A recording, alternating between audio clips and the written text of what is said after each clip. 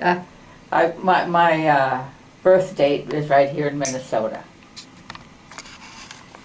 And I was living at 51st and Queen Avenue North when there weren't any streets there. I was born in 1933, and in 1934 my family moved out to this little shack in this building, in this non-building place, farms all around. And as children, we worked in the farms,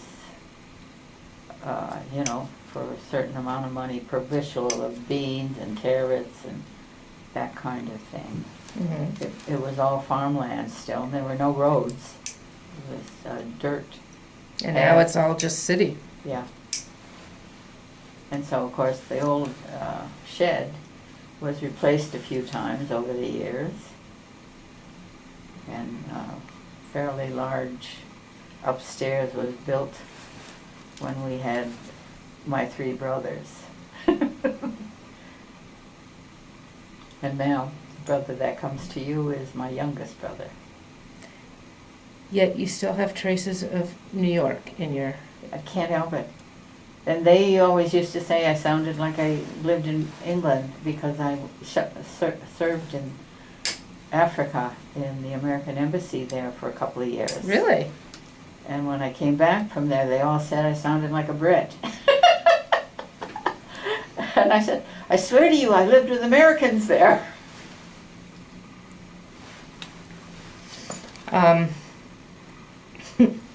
Very funny. So did you work in the Foreign Service? Or? Yeah. I had worked for a year in California with the military, civil service job as a civilian. And somebody came through there who was recruiting for the Department of State for the Foreign Service. And I had taken a civil service test here when I graduated from some studies at the business school, Minnesota School of Business.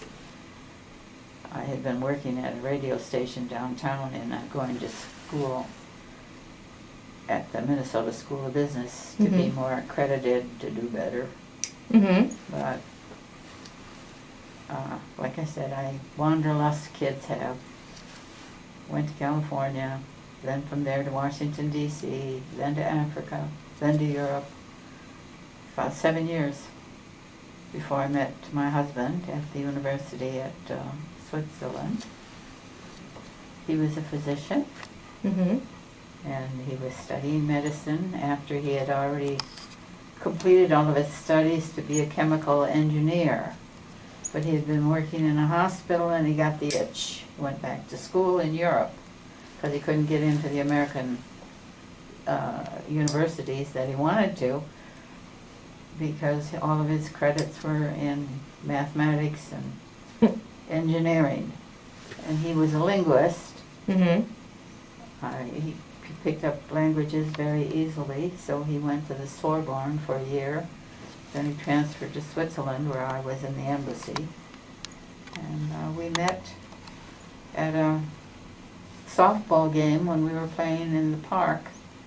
And there were a bunch of students from the university who were from New York who were studying medicine there for the same reason he was. They couldn't get into American schools. And they formed a committee to get them all doctor's degrees.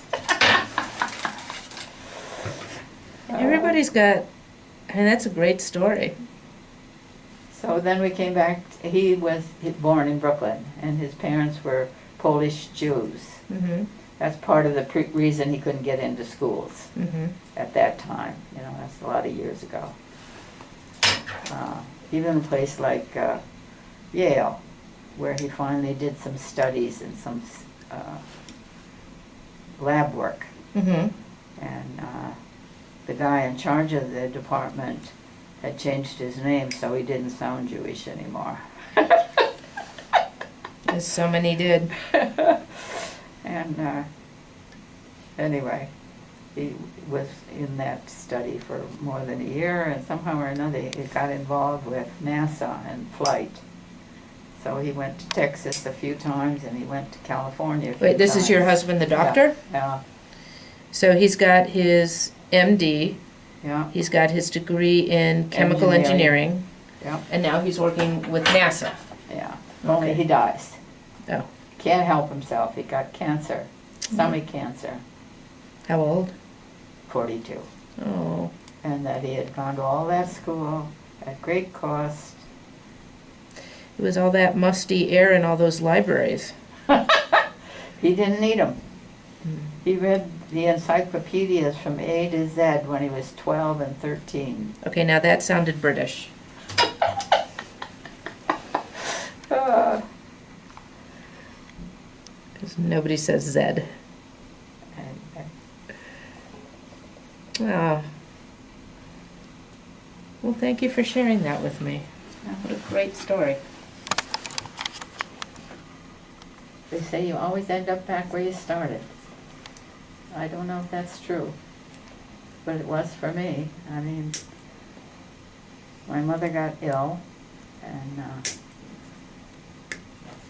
she had cancer, and she'd had an operation, you know, for the breast removal, and then treatment afterwards. We went, anyway, I was here for the summer that she had the surgery, and I was able to come, and between jobs, I guess, and then 4 years later, reoccurrence, and they were going to go through the testing, the further radiation or whatever it was. I think it was radiation she was going to over at the hospital. Mm-hmm. And I went with her that summer, and she was better. And then 4 years later it came back, and we went through the summer with it, and I stayed longer because she was not doing well. And then they told me, well, there ain't much we can do. And so from the summer following February, she died, very near her birthday. She was in her 60s. And my father sort of fell apart because, I mean, she was so nervy that she died before him. She was younger. She should have been there for him so somebody could take care of him. Yeah. And he was used to all of his life saying whatever he wanted, you know, and she, yes, sir. Well, men usually end up getting married within a year. Oh, he was quarrelsome. Ah. I don't think he was nice to anybody at that stage of his life. And of course he succumbed finally. To meanness? Yeah. Oh, he was terrible, terrible. But I tell myself, you know, here I am minding 17 different medications and trying to keep him in a good mood, and nothing keeps him in a good mood, whether it's his favorite food. And I took a dislike to my son, who was at the time 12 years old. And, you know, we almost had fisticuffs all the time, shoving and pushing, just because he was there. You know, not saying anything, not sassing him, but what can he do? Well, of course, we didn't have Prozac back then, right? He probably wouldn't have taken it if you, you know, thought that his mood, his psyche needed adjustment. My mother was too good to him, like I said, except for the yes sir, which I became used to from my military year.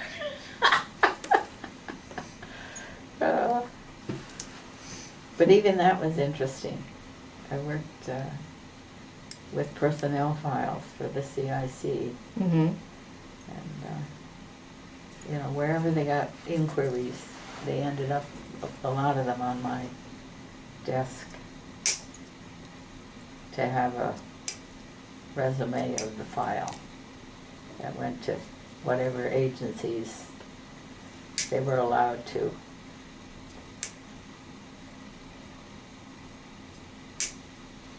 Oh, you're doing such a nice job. See, that thing I can't do. Right, your little scissor. It's impossible to do this with the little thing I got. Right, so I think it probably would be a good idea to get you back On a- on a regular basis. Yeah. I think so too. And then they won't get this bad again. Yeah.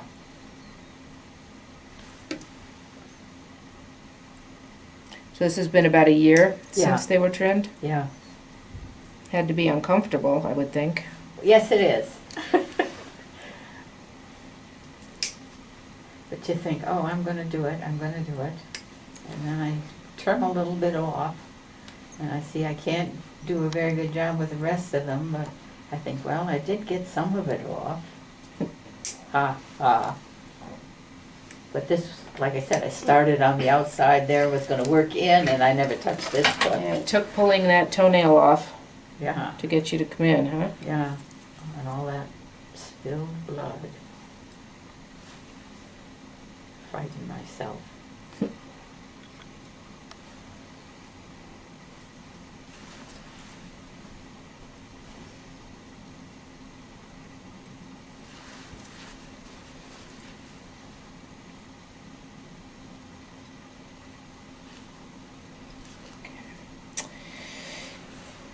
Alright, so what we're gonna do is I will put, so what I'll do is let me give you a prescription for an antibiotic cream Yeah, to use on this baby toe here sure, so that nothing gets infected. okay. And then we'll smooth out, thin out the rest of these nails.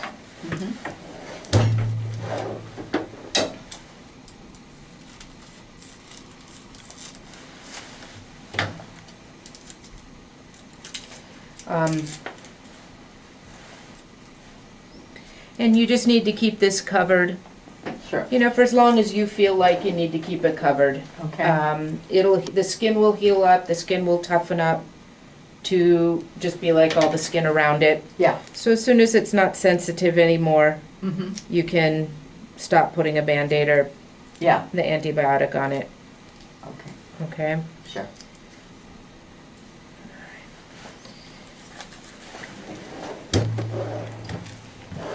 Oh, darn, we're in room 3, aren't we?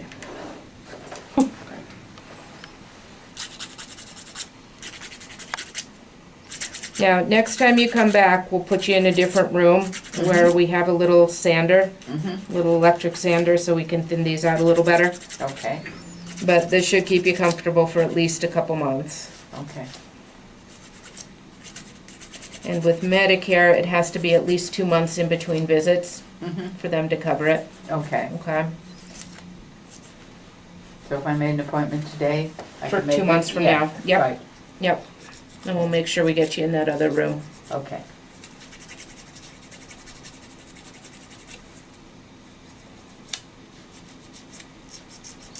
But at least these will be much shorter and they'll be smooth so they won't catch on anything.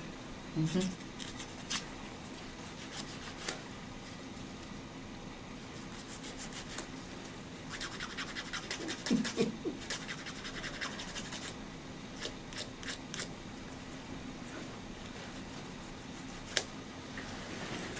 Okay. Thank you. Have you seen these type of nippers and Dr. Nail Nippers videos? You too can buy these nail nippers online. Check out the link below to purchase them.